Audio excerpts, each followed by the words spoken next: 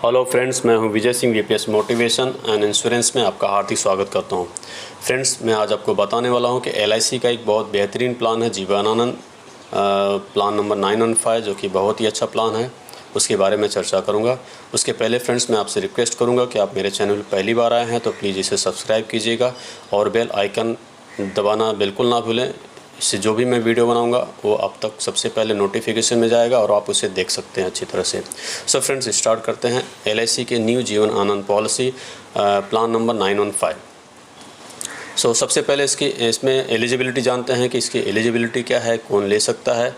Minimum age eight entry है 18 years. अगर 18 years से कम का बच्चा है, 16 साल 15 साल इस सब का बच्चा है, तो वो नहीं इस प्लान को ले सकता है। कम से कम 18 साल कंप्लीट होना चाहिए। और मैक्सिमम एज एट एंट्री है 50 ईयर्स, नियरेस्ट बर्थडे है। मैक्सिमम मैच्योरिटी एज है 75 ईयर्स, नियरेस्ट बर्थडे। और मिनिमम पॉलिसी टर्म है 15 ईयर्स का और मैक्सिमम पॉलिसी टर्म है 35 ईयर्स का।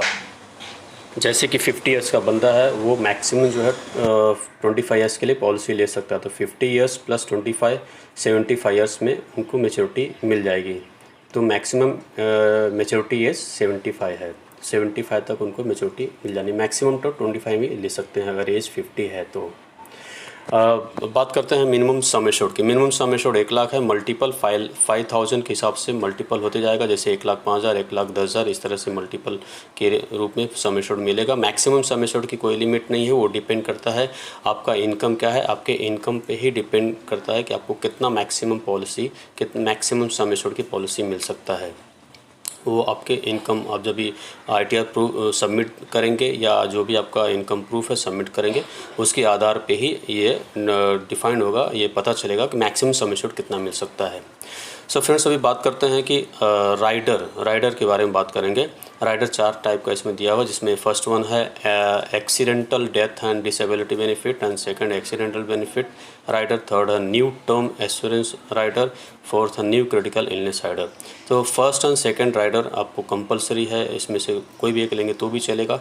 ये राइडर आप ज़रूर लीजिएगा। और वैसे भी आपका एलआईसी एजेंट आपको ये बना के दे ही देता है, ज़रूरी होता है। बाकी लास्ट का थर्ड एंड फोर्थ राइडर के बारे में आपको डिटेल जानकारी चाहिए तो मैं एक दूसरा वीडियो बना करके आपको दे दूँगा।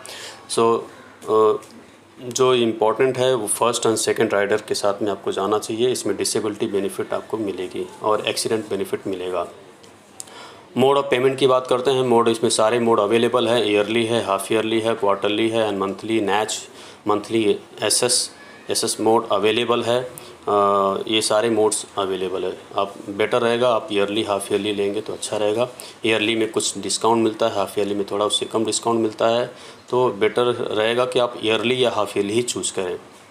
अब बात करते हैं लोन की, लोन फैसिलिटी की। लोन आप 2 साल अगर आप पॉलिसी आपकी चली रहती है, 2 साल अगर आप प्रीमियम कंटिन्यू भरे रहते हैं तो आप 90% जो इन्फोर्स पॉलिसी है उसका 90%, सम एश्योर्ड का 90%, सम एश्योर्ड नहीं, सरेंडर वैल्यू का 90% आपको उसका लोन मिल सकता है। पेड अप पॉलिसी है तो उसका सरेंडर वैल्यू का 80% आपको लोन मिल सकता है।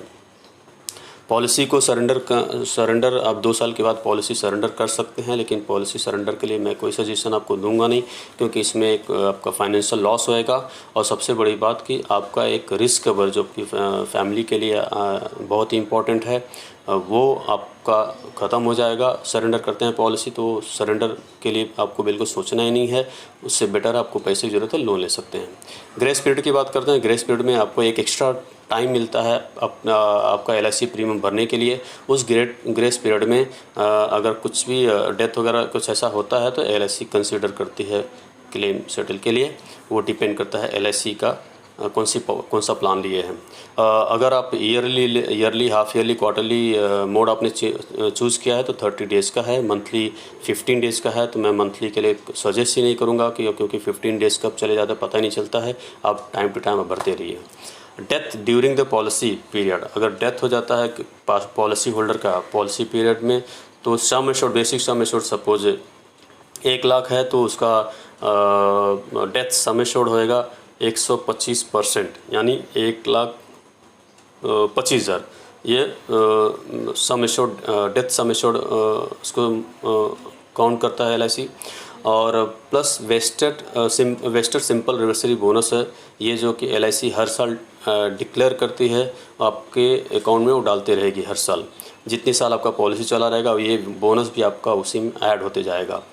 फाइनल एडिशनल बोनस जो है ये कम से कम आपकी पॉलिसी 15 साल चली होनी चाहिए, 15 साल एंड अबव, तो ही फाइनल एडिशनल आपको इसमें बोनस मिल सकता है।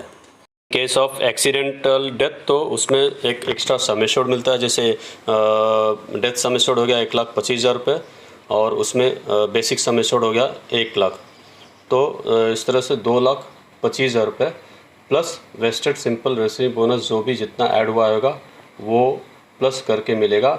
और अगर 15 ईयर्स एंड अबव पॉलिसी चली है तो फाइनल एडिशनल बोनस भी ऐड होके मिल जाएगा। अब आगे बात करते हैं कि पॉलिसी के नेक्स्ट फीचर के बारे में। ये है सेटलमेंट ऑप्शन। सेटलमेंट ऑप्शन में जैसे अगर पॉलिसी डेथ में बेनिफिट हो या फिर मैच्योरिटी, दो ऑप्शन है। एक लमसम जैसे वन टाइम में ही पेमेंट सारा मिल जाएगा, दूसरा है इंस्टॉलमेंट ऑप्शन में। अगर पेमेंट जो है इंस्टॉलमेंट में चाहिए तो ये 5 साल, 10 साल और 15 साल का इंस्टॉलमेंट दिया जाता है।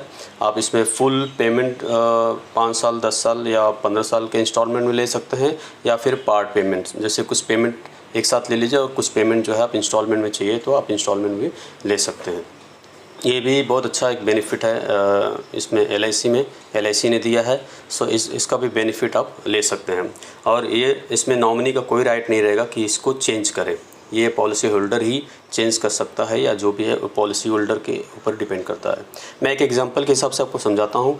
जैसे X नाम का एक व्यक्ति है, एज 30 ईयर्स है, बेसिक सम एश्योर्ड 5 लाख है, टर्म 25 साल का है और 25 साल के लिए उनको PPT है, PPT मतलब प्रीमियम पेइंग टर्म्स, उनको ये पॉलिसी 25 साल तक भरना है।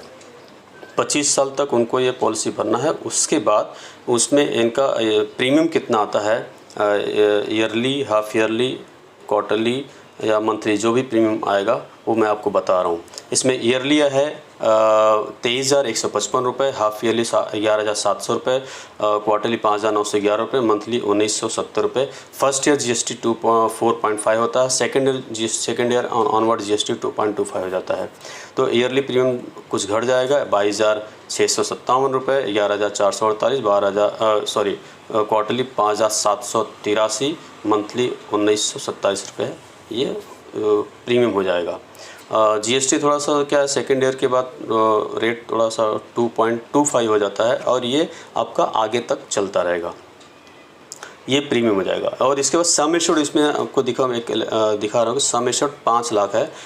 इसमें बोनस आपको 6,12,500 रुपये मिलता है। फाइनल एडिशन बोलो 2,25,000, टोटल मिला करके आपको 13,37,500 रुपये मिलता है। आप टोटल प्रीमियम भरते हैं 5,66,000 समथिंग प्रीमियम भरते हैं, और उसमें आपको टोटल उसके अगेंस्ट में एक 13,37,500 रुपये आपको मेच्योरिटी के रूप में मिलता है।